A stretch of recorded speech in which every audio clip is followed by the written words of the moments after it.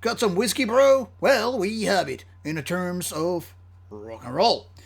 Poison Whiskey is a band that was founded not too long time ago, and it features three guys who are very much veterans of metal and rock. I'm just gonna list them here because you can pretty much figure them out from the links below. Anyway, these guys have been playing in the various bands Imbel Nazarene, Intermittent, Sentenced, Fuff Bay, and then whatnot. And last year I was already talking about their previous album, their debut album called Poison Whiskey. And now it's time for the second album, Enter the Meatgrinder. So here we have it in December 2019, already released in 2019 November. And here is, by the way, the lineup if you want to take a look. And this is the second album of rock and roll is heavy metal meets rock, and some whiskey, and some booze, and some beer, and some, I don't know, tobacco, leather, and whatever. So let's do a little bit of unboxing here and take a look how this album looks like. First, let's start with the CD. As you can see, it's a bottle of booze. You might already guess which brand here, with its boots on and smiling skeleton face, probably designed by Mr. Jarva. That is just a guess, I don't know, but guess he's a tattoo artist. He's known for his skills in drawing and whatnot. And here's how the band looks on stage. 3-man operating there. Alright. And then we have obviously the booklet here, which is rather thin. No lyrics whatsoever. Just a thank you list and special thanks list here. So if you can spot your name, congratulations, your friend, or something meaningful. And here's the rest of the information. So there you go.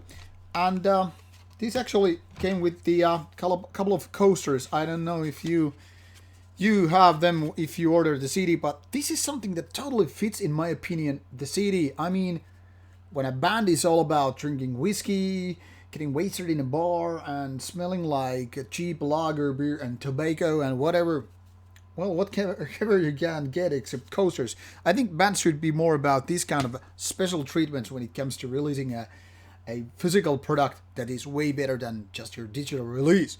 Now, what to tell you about the music? Well, if you heard the previous album, you already know it's very Motorhead inspired, heavy metal meets rock and roll, kind of old school feeling with all those ingredients mentioned before. Now, this time the band is going more into rock and roll, even punkish section. If I would to give you a kind of indication, what I mean is like take 2/3 of Motorhead, or at least 50%, add a lot of Turbo Negro, and then some random ingredients, and there you have it. Put it in the oven and let it boil for, I don't know, depends how long you're gonna be passed out of all that excessive drinking, and there you go. Then you have the sweet smell of leather and booze and tobacco, and your sweaty socks all around in your apartment or wherever you're residing, and then you're able to just put this thing into your player and enjoy some groovy riffs.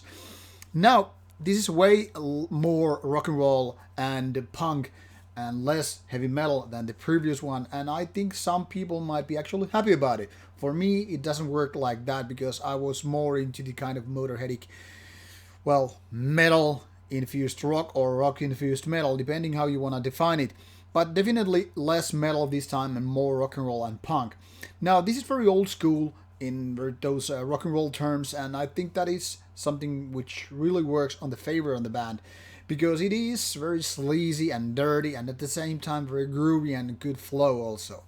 Now, some of these songs are still, in my opinion, weaker than on the previous ones, so it is not as strong as a whole album as the previous one, which I think kicked quite a bit of ass. This is very much kicking ass also, but a little bit more drunkiness involved. So maybe those kicks are a little bit more sloppy and more imbalanced as the previous ones.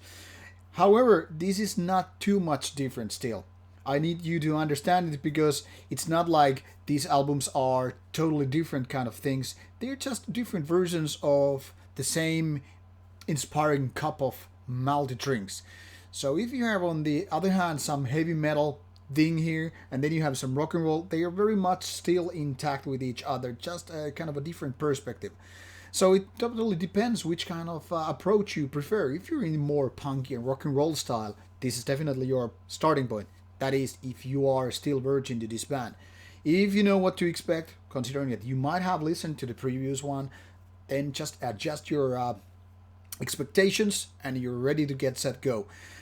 Quite nice an album, but not as good as the previous one if you ask me. Still very much groovy and suits totally for drinking and driving. Not at the same time though, bear that in mind. Anyway, have fun with Poison Whiskey, and if you do happen to get the physical copy, get your coasters ready. That's all from Rauta. See you soon, and